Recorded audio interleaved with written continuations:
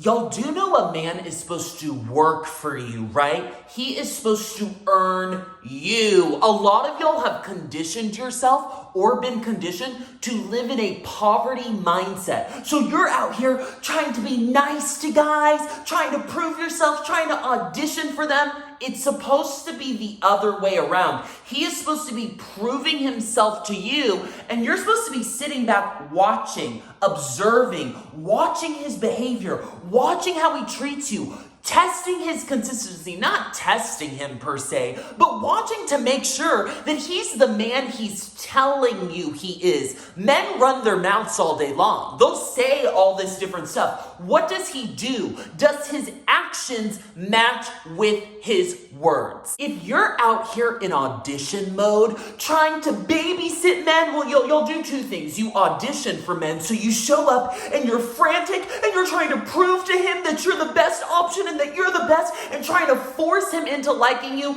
No, ma'am. No, ma'am. First of all, you're going to chase him away behaving like that. First of all, you're not being your authentic self. You shouldn't have to put on and impress a man. He's supposed to be impressing you, so you're already wrong right there. But when you're in audition mode, you're not watching him. You're not observing him. You start projecting what you want him to be onto him instead of observing how he actually is to see if he's the best option for you. Audition mode is a sign that you have a poverty mindset. You don't live in abundance. You're not like, hey, well, if this guy doesn't work out, God's going to bring me another guy. There's how many billions of men in the world? I'll just run into a guy who's even better for me. Audition mode is a sign that you don't believe in abundance. You're living in poverty. You're living in mental poverty, and you need to get out of that. Beyond audition mode is this thing y'all do where you run in and you try to mommy a guy. You want to babysit him. Look, I'll cook for you right off the bat. I'll do all this. I can do this for you. Look at me. I'm the best option for you. Okay, so you're in the market for a dog right now. You're not in the market for a man. So let's just stop the dating stuff. Call me. We'll go to the kennel and we'll adopt a dog from the pound or whatever, and you can babysit the dog. When you're dating a man,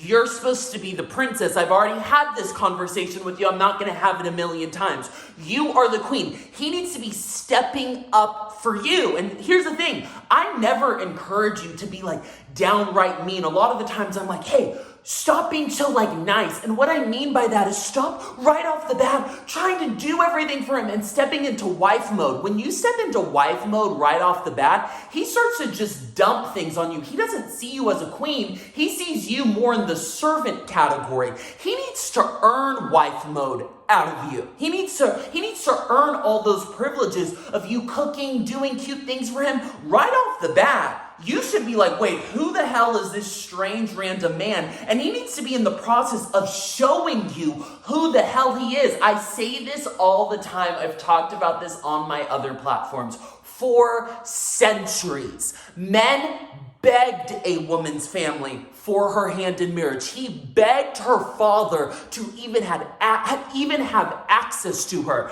He was running around bringing gifts to the family.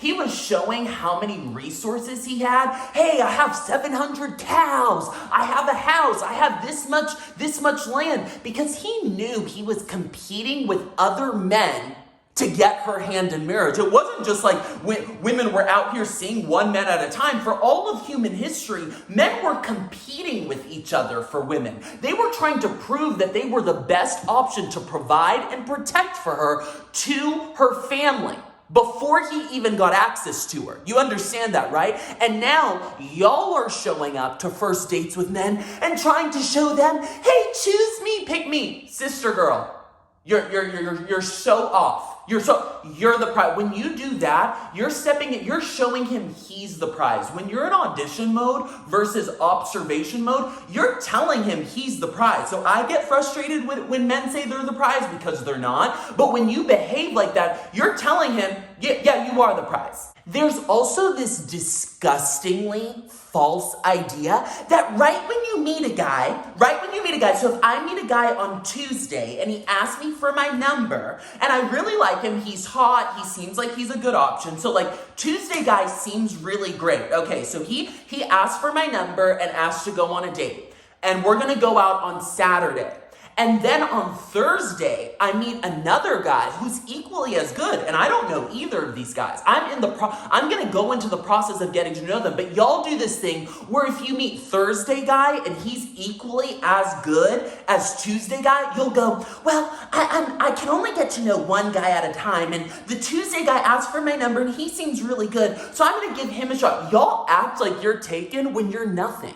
So I have to come here and yell at you and be mean and bring you down to earth and let you know that before you have a ring, you're nothing. Do you understand that? I'm going to say it to you again. Before you have a ring, you are nothing. How many? We see time and time again. You know women who this has happened to. I know trillions of women who this has happened to. They date a guy for 2, 3, 4, 5, 6, 7 years at a time.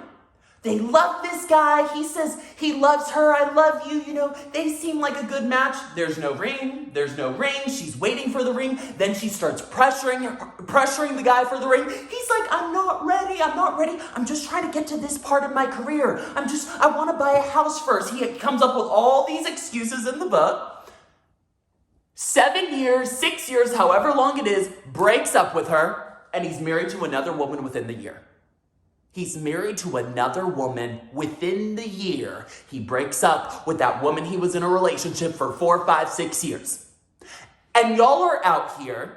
You meet a great guy. You don't know him yet. You're about to get into the process of getting to know him, or you're just now getting to know him. And if another guy asks you out, you'll say, which is buffoonery, this is nut jobbery. Don't you get in the comments and tell me, well this, and you'll say, I can only get to know one guy at a time. You can only get to know one guy at a time. Okay, so you're not interested in weighing your options. Oh, okay. So if you got multiple job offers and you didn't know what the starting salary was, you didn't know all the benefits, you would just go with the first job offer because you can only get to know one at a time. So you would just take the first job offer. You don't even know all of the benefits of the job. You don't even know what you're going to get out of it. But since you can only get to know one thing at a time, you'll just take the first job offer without even getting to know if the other job pays $100,000 more. If the other job comes with health care. You don't care. You can only get to know. It doesn't make sense. You've lied to yourself. You've taken this in because you want a relationship, and I understand. You deserve love. You deserve the princess treatment. I get it. I'm trying to get you that. And in order for me to get you that, you have to hold your horses and be like, wait, you have to embody that. And embodying that princess energy that we've talked about is you weighing your options. It's only natural. And you need to understand, for all of human history, women have been weighing their options. Sure, it used to be that women's families or their fathers weighed their options for them, but we see it throughout nature. Literally just about every single animal. You see the male animals acting like clowns, peacocks showing their big feathers, monkeys beating their chests and doing all this crazy stuff to impress the women, to impress the females, to even get a chance with the females. The females have all these options. The men are all acting like clowns to earn them. And if you watch animals when they do their dances or they do their mating calls, the male animals are acting nuts to even get a chance. And the women are always like, they're always looking at them and they're always like, is this guy going to protect and provide for me? Is this guy going to lay it down properly? Because he's looking a little weird. That's the energy you're supposed to be in. You're supposed to be like, wait, I don't know. So what are you bringing? What do you do? It's not that you have to say that. It's just that energy, okay, so you are willing to provide and protect. That energy is very different than, look, I can cook. Look, I'm showing up to the first date with your favorite cookies. I baked them last night. They're in a heart shape. Just tone it down. Take a deep breath. It is not your job to be a babysitter. It's not your job to take care of a man. That's what you do with your dog. That's what you do with your future child. A man is supposed to step up for you, and I think a lot of y'all are so used to taking care of yourself, and you can do it all, and you've taken care of your younger siblings or your parents, and you do all this, so you're strong, and you can take over the world, and you're great in your career, that then you don't know how to take a deep breath. You don't know, sometimes it's time for you to relax. That's the energy that a man is supposed to bring you. He's supposed to make your life easier. I've said it before. I don't care if you're a CEO of a company. I don't care what you do at work. I don't care if you're the president of a country. He should be making your life better and easier. You can continue to have your career. You can be a boss. You can do this. You can run for politics. You can do all that. What's the point of having a man if you have to babysit him? And here's the funny thing. First of all, we would prefer that he makes your life easier, of course. Duh. But they only like when they make your life easier. They start to resent you when you're doing stuff for them right off the bat. So it's it works both ways. It's healthy for both parties. Him giving you princess treatment helps make him feel better too. Now, any guy who says it doesn't help make him feel better, this is a guy that needs to be dating men. Those men that want to be in their princess energy, they're not even options on the table. The majority of men who aren't listening to weird podcasts of other men telling them, hey, you're the prize, you're the prize. The majority of men want a woman who they can shower with adoration and they can do things with, and then you go, oh my gosh, you're the best, thank you so much. They live for that. You understand that, right? They live for you just appreciating them and you being in your pleasure. We need to talk a little bit more about that. Men like you being pleasured. You sitting there and just being like, oh my gosh, this is the best. Makes them feel good. This is why don't tell a man if he asks you, what do you want for dinner? Don't just say, oh, whatever you want. Give him a few options and give him options of which you like all the options. So if he says, where do you want to go to dinner? And you would be down for sushi and steak. Say oh my gosh, whatever you want, sushi or steak. And then let him choose. And then when you show up to the date or after the date and you're eating and you're enjoying your food, be you picked the best spot. This is exactly what I wanted.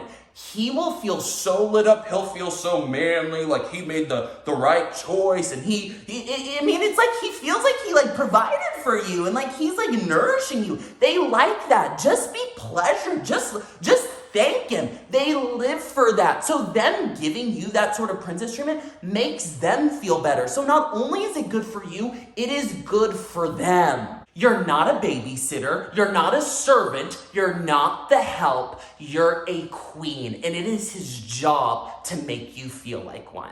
Guys, I'm having so much fun on my YouTube journey. I love making these longer form videos. Make sure to keep up with me on Instagram. It's at Christian Walker, except the E in Walker is the number 1. So at Christian Walk 1R. I'm on Snapchat. I have that down below. And I'm super excited to make more videos, so make sure to subscribe. See you later.